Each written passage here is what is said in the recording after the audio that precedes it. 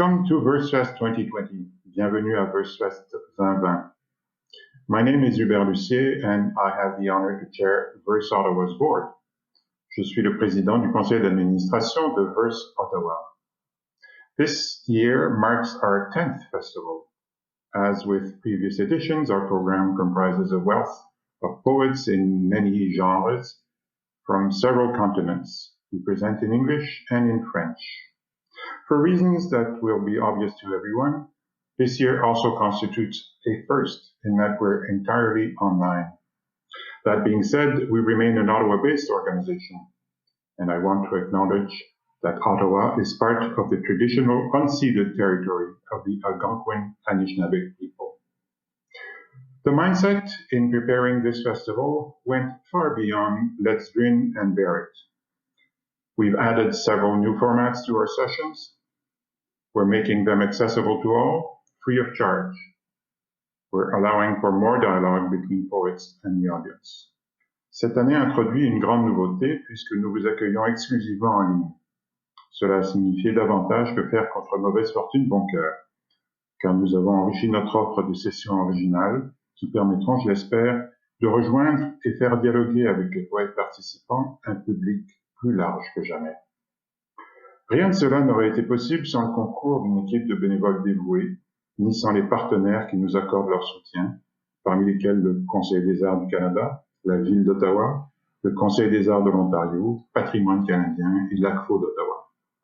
Je les remercie chaleureusement, de même que vous, chers membres de notre public, tout en vous souhaitant un excellent festival. None of this would have been possible without a fantastic team of volunteers. Our various partner organizations devoted to the promotion of poetry in Canada's National Capital Region, as well as our sponsors, among which the Canada Council for the Arts, the City of Ottawa, the Ontario Arts Council, Canadian Heritage, and ACFO d'Ottawa. In closing, I want to thank you, members of our audience, and wish you a wonderful festival. Hello, my name is Helen Robertson, recording from the Algonquin Anishinaabe territory, colonially known as Ottawa, and it is my pleasure to welcome you to Tree Reading Series Versefest event. Like many people, I was saddened when literary events, well, let's be honest, in my case specifically poetry, were no longer able to happen in person. However, seeing different reading series and festivals, such as Tree and Versefest, successfully pivot to an online model and help however they can to keep the wonder of art and expression alive during difficult times has been a joy. It is my honor to host these three poets for you tonight, but as I'm sure you're not here to listen to me blather on, let's begin. Introducing D.A. Lockhart feels apropos, as he is one of the first poets I saw when I began venturing out to events a few years ago. He's had 2 book releases in 2019, When Chicane Visions, a collection of essays published by Black Moss, and Devil in the Woods, published by Brick Books, a wonderful poetry collection with many epistolary poems, a style I personally adore, which confronts typical colonial settler associations with Canadian figures and events. His work has appeared widely throughout Turtle Island, including the Malahat Review, Grain, CV2, Tri-Quarterly, and Belt. He is Pokawa Koamimens of the Moravian of Tens First Nation. Lockhart currently resides at Wawiyatanung, where he is the publisher at Urban Farmhouse Press. Without further ado, D.A. Lockhart.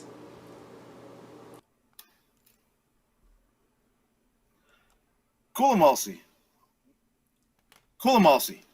Hi, D.A. Lockhart here for at Versefest. Real honor to be speaking with you all today. To join Versefest, I wish I was in Ottawa, one of my favorite places in all of Turtle Island. So disappointment not to see you all in person, but I'm very glad to be here today to share some work with you.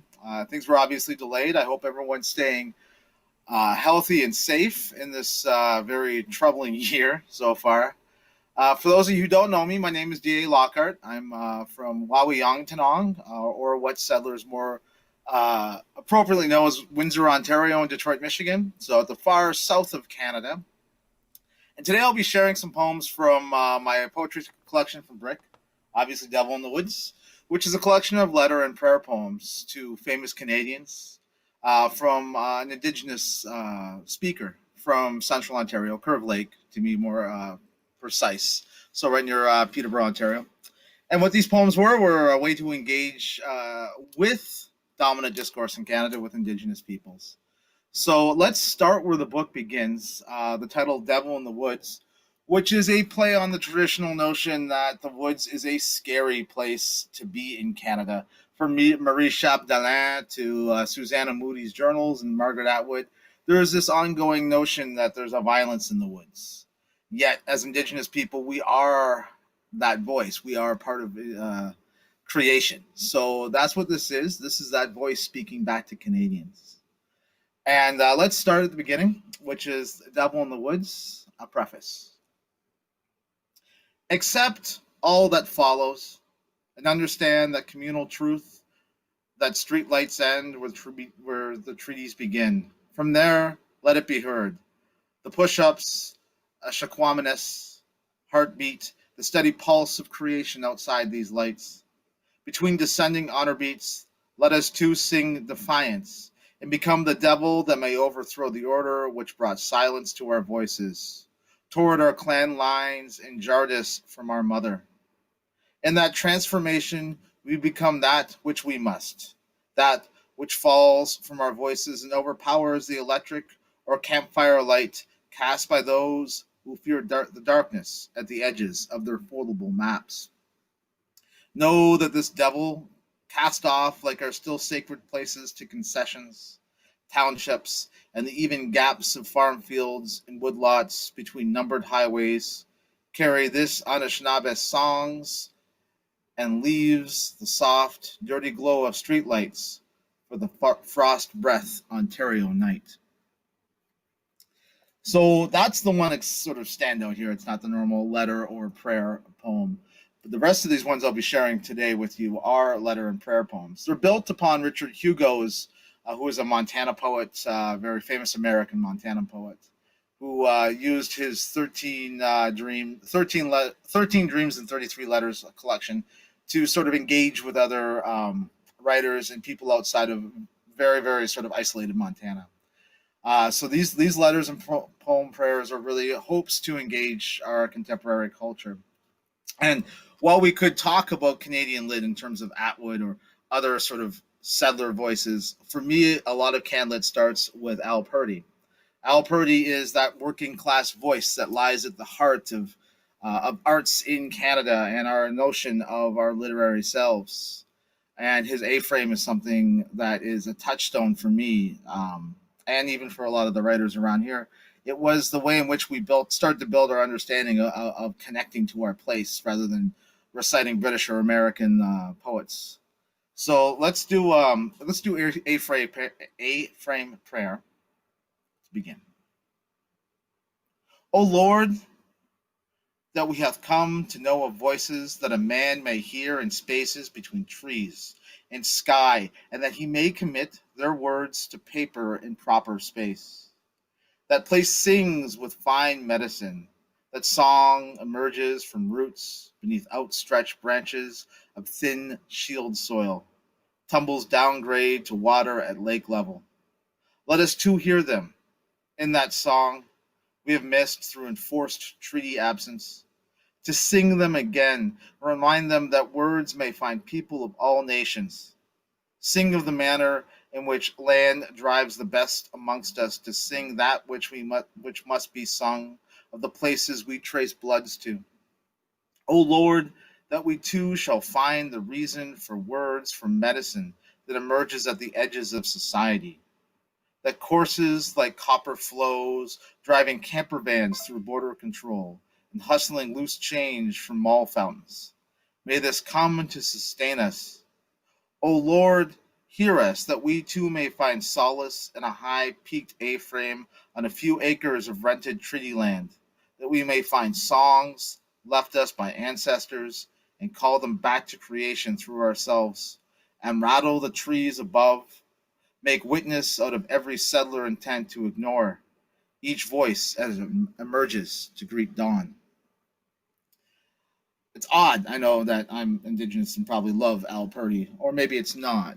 I will be working on a collection that deals with Al Purdy or Earl Burney and the great American, excuse me, some great American poets. We'll talk about that later. But I wanted to make sure that we talked about Purdy a little bit today.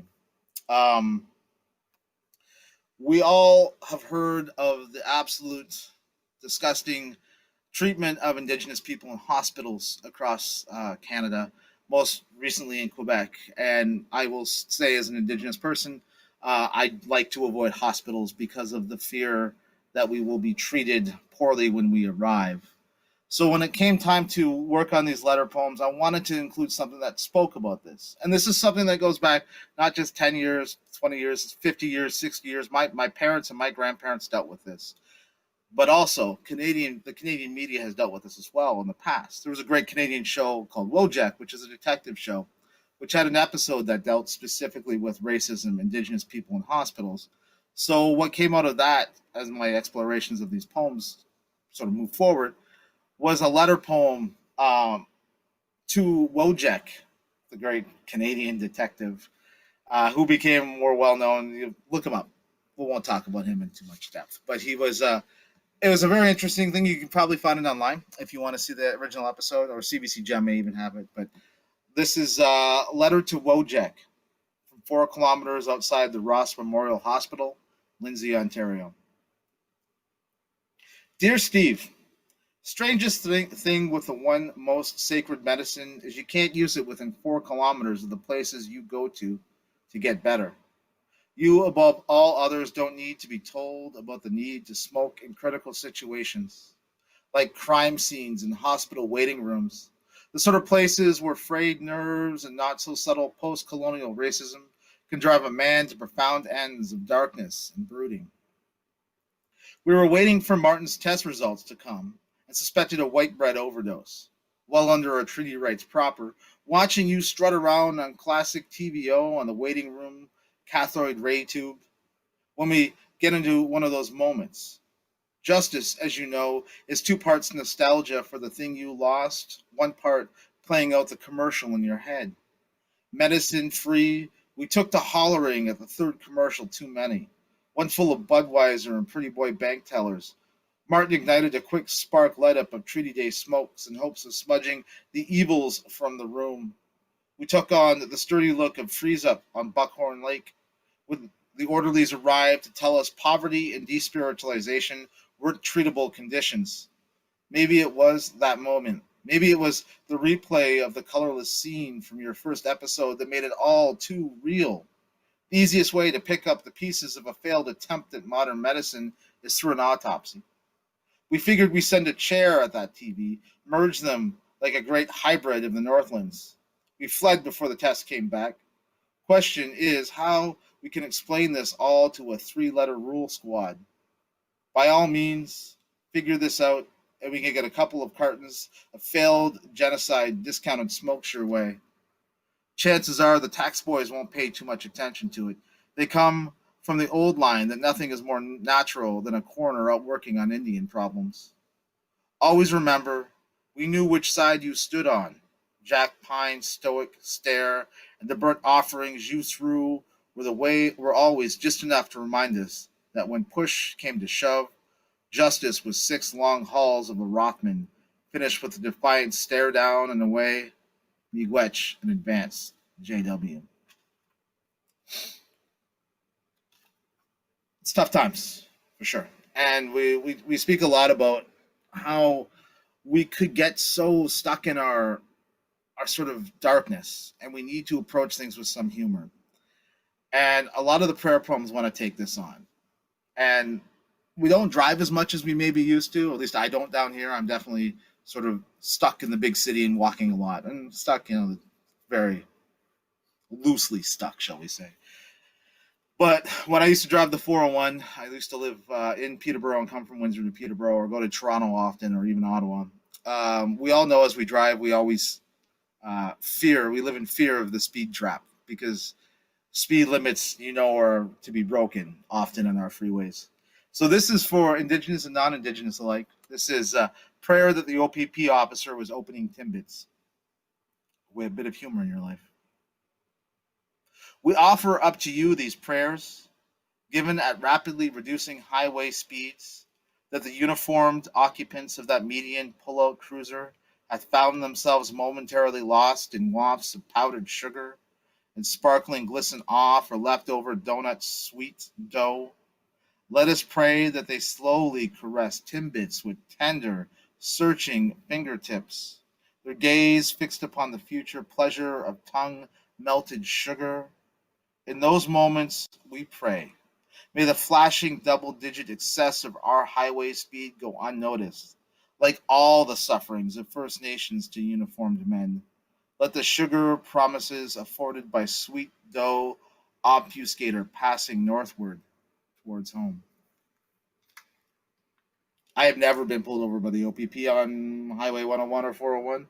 I have blown things up in my cars, and the cops of the OPP, RCMP have stopped to help, which is rare for a Native person. I do get that. So I'll do 2 more today. I think that's probably about right for my time. But I will say one of the things that's really been getting me through a lot of the lockdown, having to sit in my backyard and write, has been hip hop and Canadian hip hop. I mean, obviously we could talk about Drake, but it's a lot larger than that. And it's been such an important part of our sort of just my healing process, my way of dealing with what we've inherited as a society. And it's also looked at as a way forward. I want to give a bit of homage back to what started a lot of the hip hop movement in Canada. And that's the grandfather of hip hop in Canada, which is Maestro Fresh Wes. I remember listening to him as a kid in the early 90s, and just watching him leave Canada and come back was also sort of part and parcel of what I've done. I had lived in the States for 12 years before returning back here. And I think that coming home was a big part of writing this book, and a big part of even sort of finding our way in this pandemic world, right? So this is a letter to Williams from the East-West Hydro Line cut out through Markham, Ontario. Dear Maestro, we pulled over in the only clear cut of trees we could find for kilometers in all 4 directions because something technicolor went down with the sun and birch, and neither of us could help but to think about your grand return with Burton Cummings croonings, smooth beats and shoulders to hydro tower camera shots, you dropping heavy about your homeland. We could hear you through the slow rumble of a failing header pipe. Us being given to dancing to things creation bestows upon us. Kathy and I landed some eagle dance steps before those buzzing loose energy from high-tension hydro lines chased us back to the highway, into our hand-me-down tempo, and back into motion on blacktop. You see, it's all about getting elsewhere when you got nothing to your credit but hustle, some smooth singing, and a dance step to rattle love out of even the most confident Badger Clan woman. That is to say as much that we can't all be warriors, nor LA Sun Kings, because Redbone comes around once every 13 generations, and for us, every road slopes towards Toronto in a way that lets pressure escape failing header pipes and mounting quiet. We are the places that adopt us more than those we sense are owed us. It's not to say we don't struggle with that every day, but understand having a home and proclaiming that love to the world is strong enough to make 2 high-line drifting Indians pull over for a full solid minutes and shake the earth with their feet in hopes of finding either that which is owed us or a parcel willing to adopt us like skyscrapers captivated by the way a man sticks to his vision despite seeing a lot of valleys, seeing a lot of peaks, seeing the bitter with the sweet victory and defeats. No, it's just the way it goes, JW. And if anything, we have a lot of prayers to give up in this time. So let's end with a prayer. And probably the final prayer in this collection, which I hope lights a path of optimism forward. We're going to need it. There's obviously big fights going down in Mi'kma'ki. We have the Haudenosaunee fighting for land back, and we still Wayutsin. We need hope.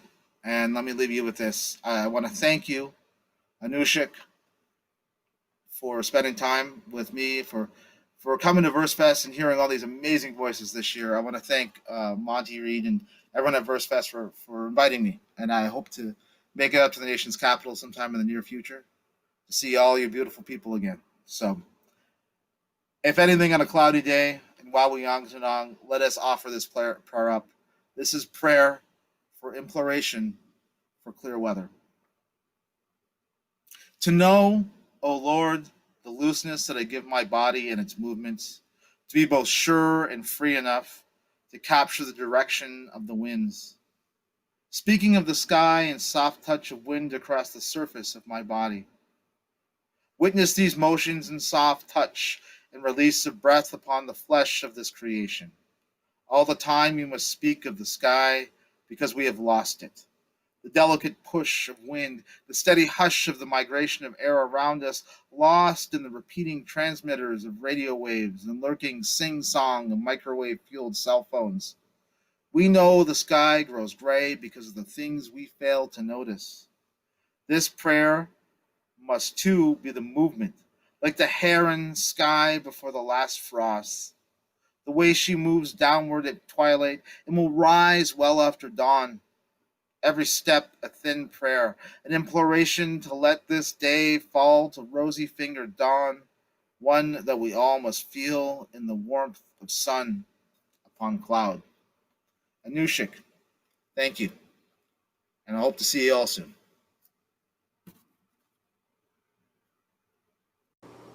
KB Thors is a poet, educator, and translator from rural Alberta, Canada. Her debut poetry collection, Vulgar Mechanics, was published by Coach House Books in fall 2019, a stunning personal work filled with explorations of surviving with and through the body.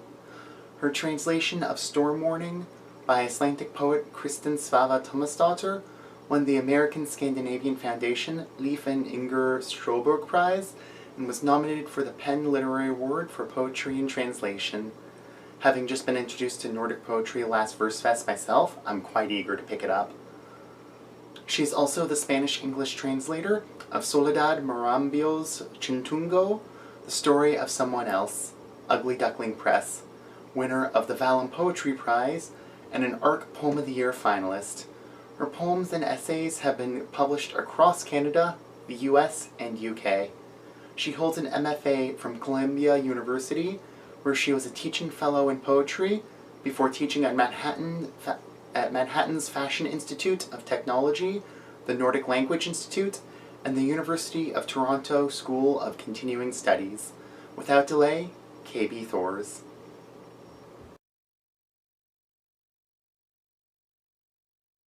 I guess hello Versefest and all of our virtual attendees, which it is really cool that with these virtual readings, more people hopefully would be able to get to see them. As a writer from Alberta, small town, I'm glad about that people can just use the internet to tune into these events.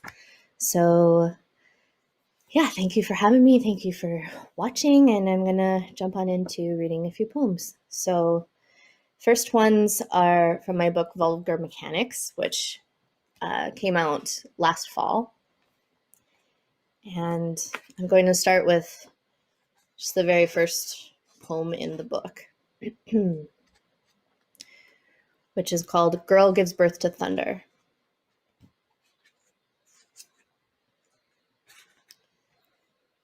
It was more a clearing of space than conception, a slice less electric than imagined. Lightning rods are crosshairs of least resistance. So why go out of your way to carve cold room root cellars for another collapsed shaft of parenthood? The wedge we want is a clamor, cut line access to seismic legacy data. Earthquakes are new around here. Diamond tip drilled. A grand idea, falling in love with a quarter section, then spelling sky out for the rest of my life. Riding this derrick all the way down until someone drowns or drops a match, and it all goes up and on again, down the road to a reserve town where the tap water isn't yet flammable. There's no such thing as legal land description in the province of weather modification, home of eugenics and clouds scalloped with silver iodine. They say it prevents hail from ruining the crops. Somewhere between hoodoos riddled with spit cups, I ripped this spare pair of truck balls from the winch, packing my lip with lift kit stomping grounds, this generation's hand to mouth. Count the mountains between contractions. Let's get ready to rumble. Baiting the prairie is disaster. Synapse gone lickety-split to seed, rigging my itch to pile drive, a personal well. If I could frack this spine, I would. Fuck daring. We epidural do. So, bit of oil stuff in there. This next one is called Self-Portrait as Sulfur. Which maybe I should mention. Sulfur, the fire and brimstone, and the brimstone is actually referring to sulfur, or that's in other languages. In Icelandic, the word for sulfur, you can trace it to brimstone. So, self-portrait as sulfur. As in, that which occurs often, in seams, narrowed by revelry and war. Calm never comes that comes to all, but even if I were the wine of wrath, rising steady as steam along the highway, that's relatively clean heat for every house. Powder for each cheek of hallowed ground, paper mache and marbled girl. Call me hot stuff. Spin spider silk hoods so you see not light but edible darkness, the ship above the last white whale. Sublimate mammals into manageable form, and the name flowers is flower. Call me brimstone. Sing my lungs and bathe the letters in lashes that spell the brightest salt. Realize across the room I've got a chunk of sulfur that is bright yellow, so maybe I should have shown and tell. This next one is called Champagne Problems. So this book in general dealt with, growing up on the prairies, sort of queer coming of age, lost my mother, some gender stuff, figuring it all out. So by the end of the book, it's more in the celebratory sort of queer freedom mode. So Champagne Problems. 21st century chivalry. Hers and hers single dose yeast infection treatments. Capsules chased with pints on Jasper Ave. One preventative, a morning after pill I supply. Myself symptomatic on arrival. Life is like women's hockey. The higher you go, the gayer it gets. But we bicker over words and her sticks stay under the bed. Tape-wrapped grips are bacterial traps. Who isn't? Every job is easier with the right tools, but you know necessity.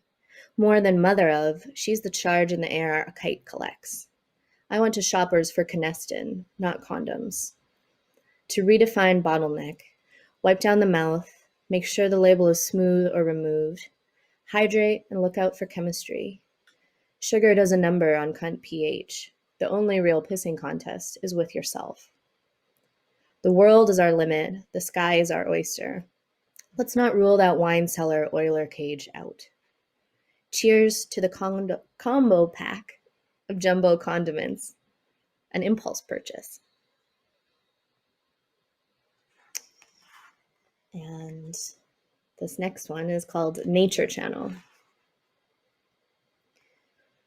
When the scare owl ceases to be effective, pick it up and throw it at the pigeons. Choreograph snowplows to exfoliate freeways, or jackknife a semi to dam up the tow trucks. Trust me, the cattle will adapt.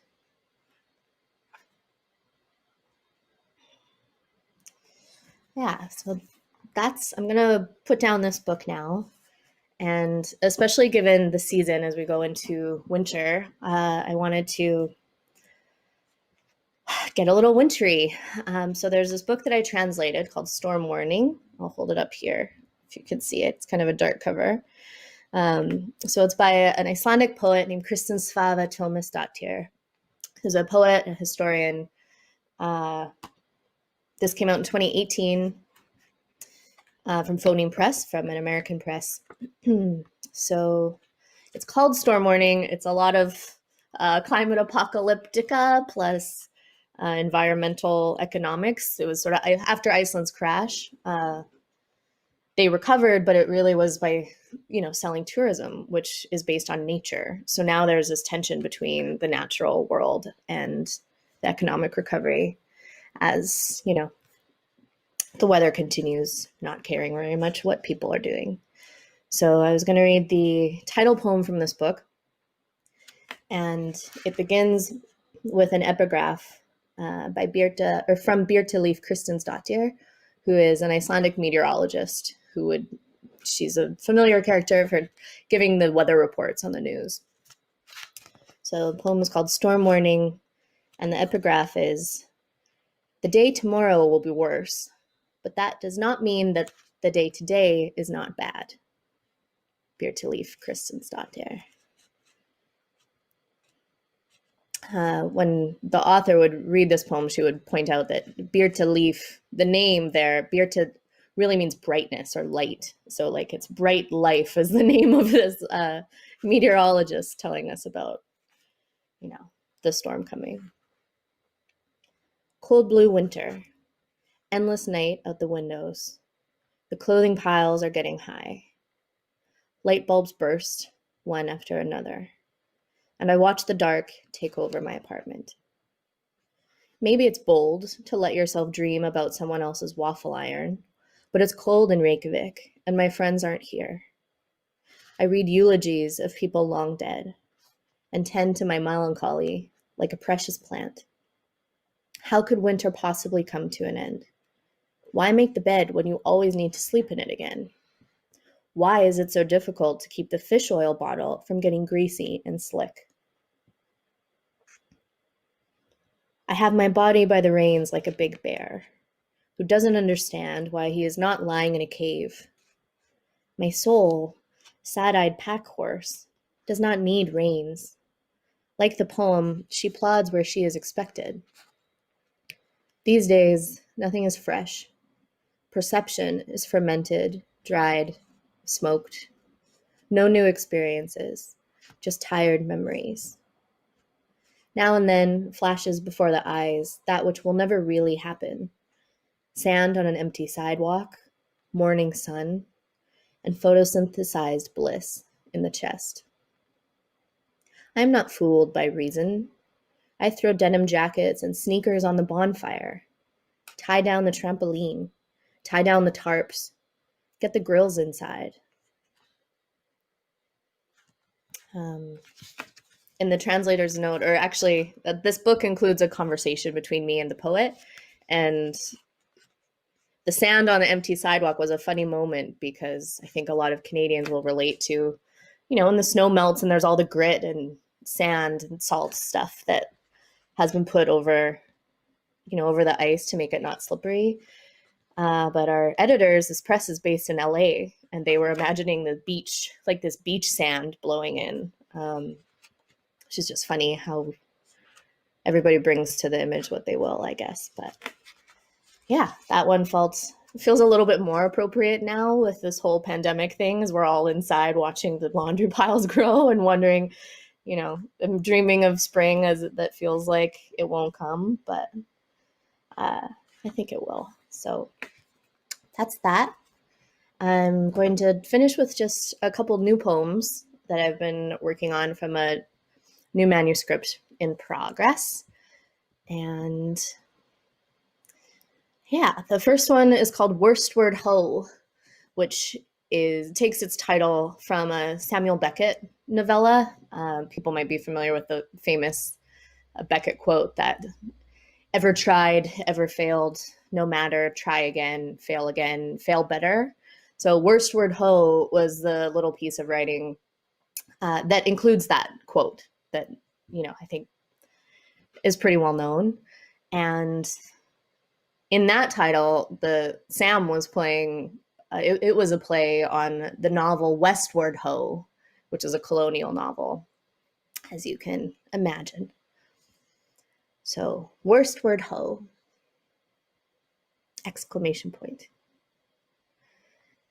And I'm gonna start off with Milk River, which is a river in southern Alberta, really near to the border.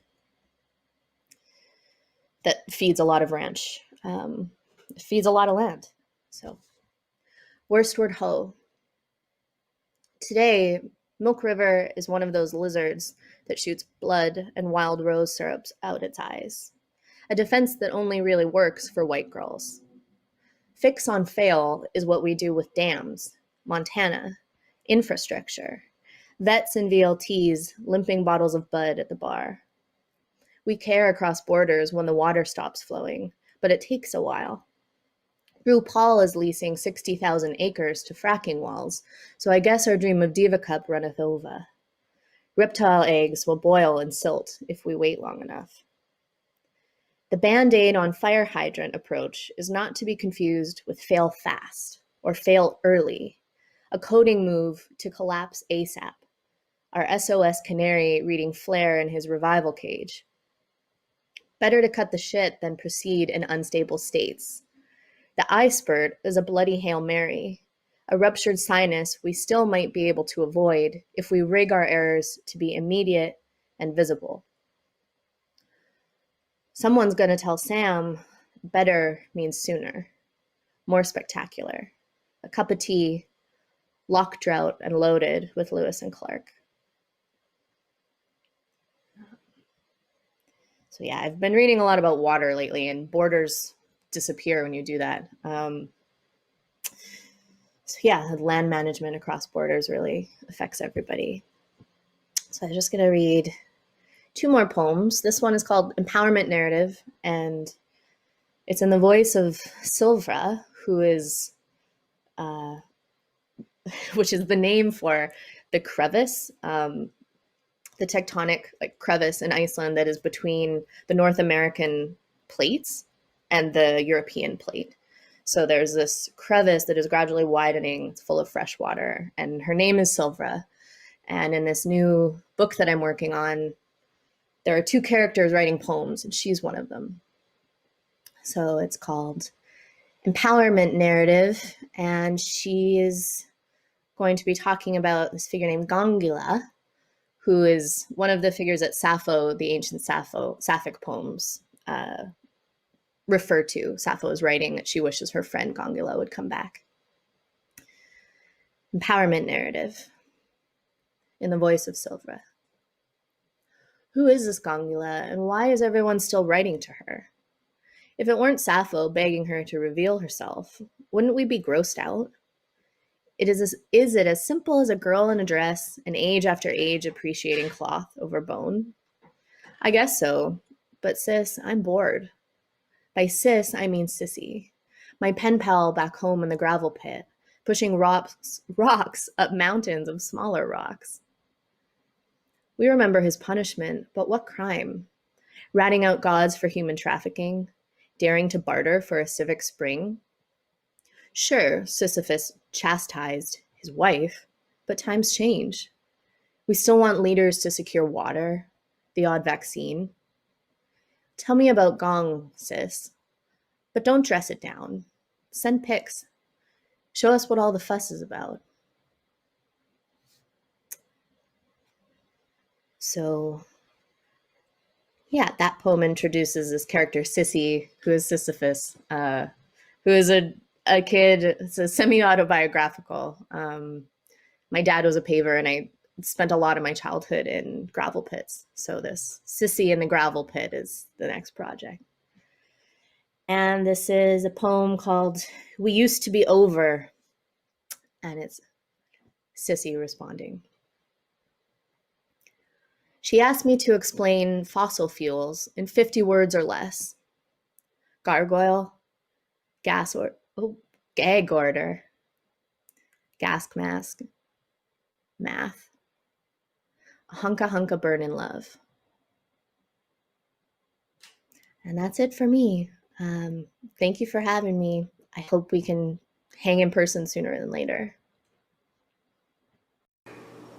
Nicola Vulpe considers poetry an unfortunate habit, one we're all glad he indulges, but has nonetheless published 3 collections of poetry: When the Mongols Return, Blue Tile, and Insult to the Brain, with a 4th, Through the Wasp Mouth I Drew You, scheduled for publication.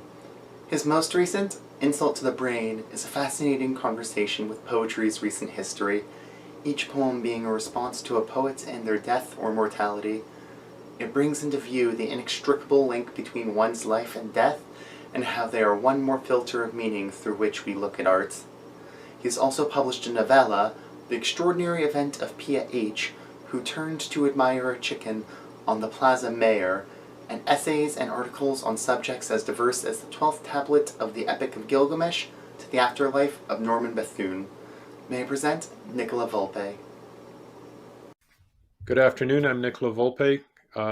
Delighted to be at Versefest and that we're doing this and putting this together. Thank you very much to the organizers.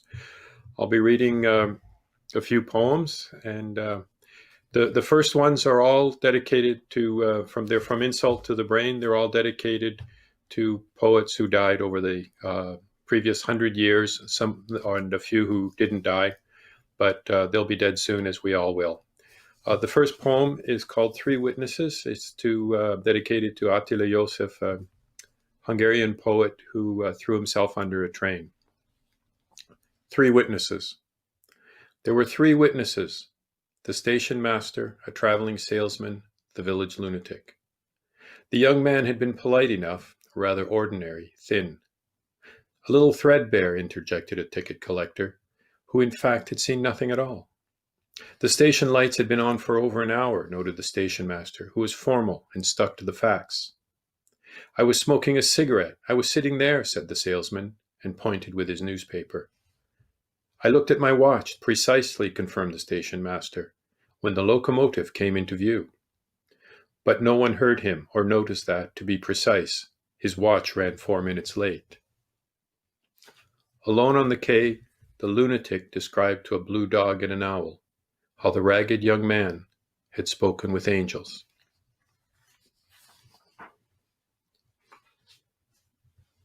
And since this collection is about poets, most of them who died, not always very happy, this one is to Farrokhzad, an Iranian poet who died in 1967 in a traffic accident. She was in her 30s. She'd been to visit her mother, and she was driving back to Tehran and swerved to avoid a school bus and ran into a wall. Farrokhzad once said that I am addicted to despair. Anyway, this poem is called, and which says a lot about everything she did, I think, but this poem is called The Poet Descends Willingly the Stairs. My mother said, a woman about to die, her kiss is cold. I answered, Mother, I cannot do otherwise. Not today, she said. Go another day, go tomorrow. Wait for spring, the new year, she said. Wait for the mountain storms to fall quiet. Wait for the tulips to fill the valleys, for the sun to warm your young face. Mother, I whispered, I cannot do otherwise. My lot is to go down the long stairs. My lot is to descend into the loneliness of the moon.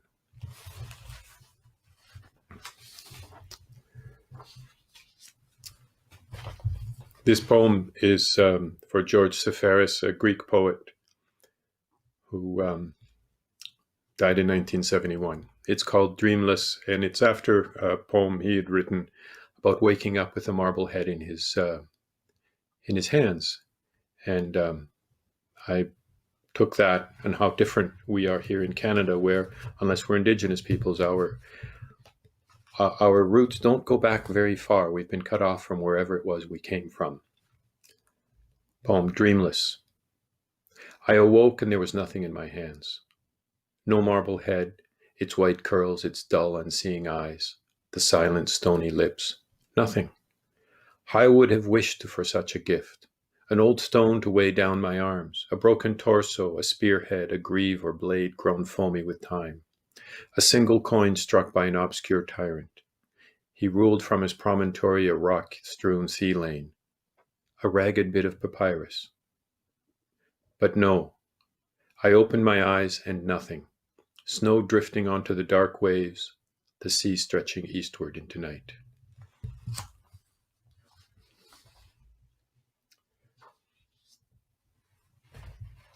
This poem is for Wisława Szymborska, in my view, a brilliant Polish poet. It's called We Are Left Gliding Away. It's been a long ride, outer space, longer even than evolution, the creaking gap between the sludge and that mammalian aberration with a quill in his hand, Thomas Mann et al. Longer even than the 6 days of creation, and that seventh about which we know nothing. The universe is expanding at a frantic pace. So quickly, in fact, that the faster you travel, the further you are from the edge. Go figure. It's not a journey for the faint of heart, for cynics or boors. They'll stew themselves like winter cabbage until the stench of their disillusions seeps even into the wine. They'll open an airlock and step into the void. They'll look out across the light years, the millennia. They'll infect stars and galaxies and black holes so distant, not even sorrow can reach them. And still we shall be no nearer. Which is why, I suppose, you chose to stub out your last cigarette and leave us gliding to our purpose.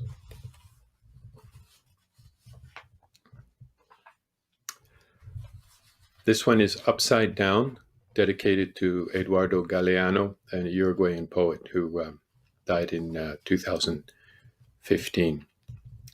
It's named after one of his books called Upside Down, where he describes how the world really is a crazy place. That's pretty trivial to say that, but perhaps you'll go out and read some of his books after you've heard this. Okay, Upside Down. Strange times, my dear. The executioners walked off the job. The judge commuted the sentence to whatever the prisoner chooses, which is, can you believe it, a marriage proposal to the prosecutor. Promptly accepted. In distant Madagascar, a dodo rose from the sand and sang, though as far as we know, these birds never sang before. At home, the news briefs were equally distressing. The generals in their big hats and uniforms, and the CEOs in theirs, concluded a suicide pact, after breakfast, of course. The cleaners found the note in the afternoon. Such regrets, it reads, such regrets. The Queen and her minister, old and accustomed to hedging, preferred exile. The ship sailed off at midnight. A sickle-blade moon unhooked from the cranes on the docks and followed her out. The Wall Street boys checked themselves into the loony bin. They're out there on the lawn now, rolling joints and giggling at the clouds, and the colored bits they pulled from their phones. Yes, the blacksmith's at his anvil, shaping plowshares and scissors. Lovers frantic in the night know the night will not end, and the milk of our sorrow tastes of cardamom and honey. I like to read something from the future, as in not published, not done yet. So I'd like to read a short piece from Through the Wasp's Mouth I Drew You, which is a long poem that'll be coming out next spring with Guernica as well. The same publisher was very kind to do Insult. It's a long poem in 99 sections. These are sections 42 and 43. Osip's beast swells above. The ancient bloatworm descends through the torn balloon sky wound. With the uptorn screet, the sibilant light flees. The beast folds its unfeathered wings, squeeze wriggles its newt white belly through. The clouds lie shattered, the sun moans. Light wheezes through the widening air, hollow screams, tin howls. Dandelion puff, milkweed, satin rush, lucent winged, thrum-armored clank beetle, chitin, tubed leg spurs, spindled, split swirl bits through the flapping gash, through the cracking scab leak, the torn boughs, the scattered tree splits, ash bricks, the boulders, the lichen stones, the worm warm, sand dust, coral-footed palms, aching gilled fish, sea slugs, mud wallowers, all widdershin swirl through the trembling edged cut. Why did you tear out the clouds? The sky crumbles, the beast flesh settles on our mouths. Osip, why this beast? This Proteus groten home, this mosh? This writhing pulled blood pink, this lucent skin, caves, stream spewed, fire passing legworm. Osip, this age, our age. The leader shouts across his microphones.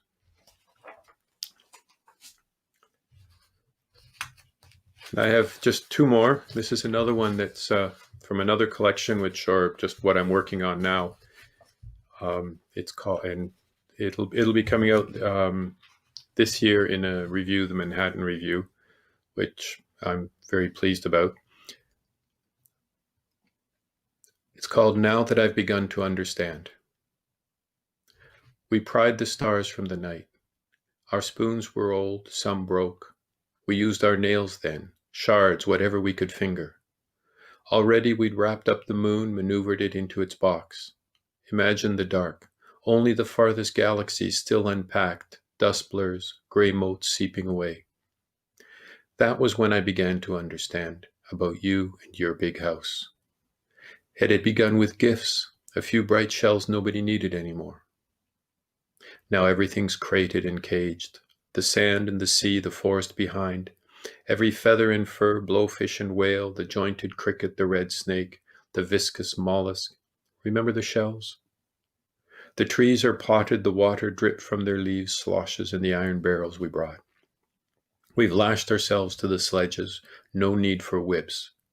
Sightless, we know the long path up your immaculate lawn. Your topiary, your blind statues have nothing to fear. There's a fire down below. That's where we'll go when we're done. The last of it through your grand doors. That's where we'll end, sweated, spent, our lungs full of nettle.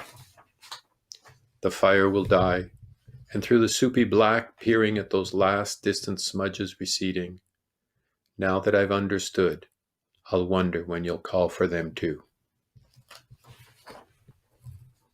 And the final poem is Back to Insult to the Brain, and it's a poem. It's the last poem to a poet there. It's dedicated to Tal al-Malouhi, who's, as a young girl, 17 years old, she posted a few poems about Gandhi and about wanting to live her life as she wanted to and wanting peace.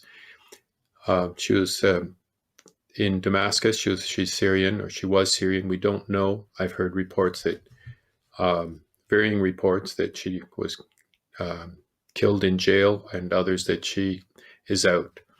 And this poem is dedicated to her. It's called Death and His Kin. When Tal came home, they were already waiting. Two were on a street corner, a fat one who held his arms wide, like the ex-weightlifter he was, and another of forgettable description, wearing a beige windbreaker, as this was December. Two others jumped out of a white van, a Toyota. They grabbed Tal by the collar and shoved her inside. Slut, hissed the one. Whore, shouted the other. We'll not talk about what went on between then and the trial.